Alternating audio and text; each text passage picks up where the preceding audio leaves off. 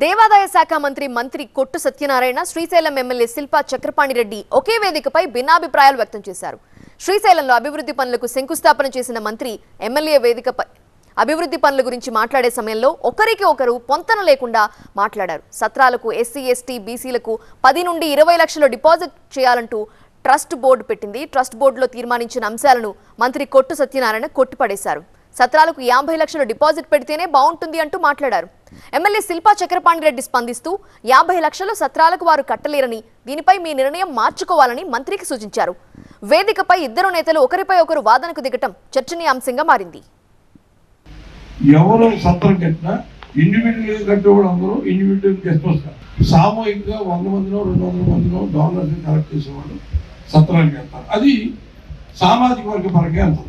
ఇప్పుడు ఎవరికంటే డొనేట్ చేయాలన్నా ఒక రూమ్కి మనం 10 లక్షలు పెట్టాం, వాళ్ళు 5 లక్షలు పెడతారు. కనీసం ఇచ్చేవాళ్ళు లేరులే కానీ ఇప్పుడు మీరు ఇచ్చేవాళ్ళు లేదంటే మనం సర్వల్లాగా అలర్ట్ చేయగలుగుతాం. అలాగైతే మొత్తం అందరూ బోర్డులు పెట్టేస్తుంటే కానీ ఇక్కడ కన్స్ట్రక్షన్ జరగదన్నమాట. ఈ మాట ఇలాగ ఇచ్చేవాళ్ళు లేరా చక్రపాణి అన్న ఇలా అంటున్నారు. దీని మీద ఏం చేయమంటారు?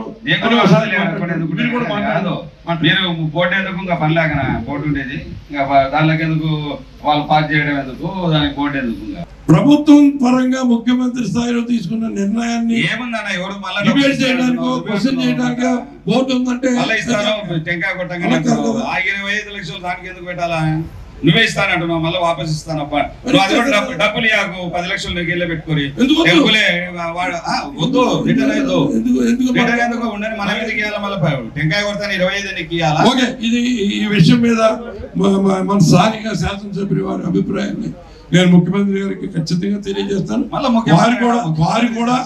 వారు కూడా ముఖ్యమంత్రి గారితో మాట్లాడతారు. ఇది తప్పనిసరిగా తర్వాత ఇది ముఖ్యమంత్రి గారి సమస్యలో తీర్చుకుని